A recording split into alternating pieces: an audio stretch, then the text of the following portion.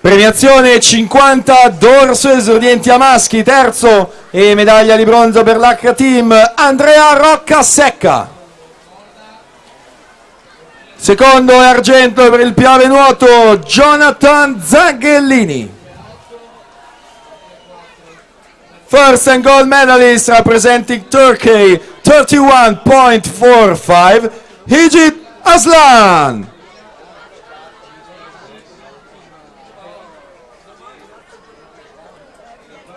Roccasecca al bronzo, Zanghellini all'argento, il vincitore Hicit Aslan.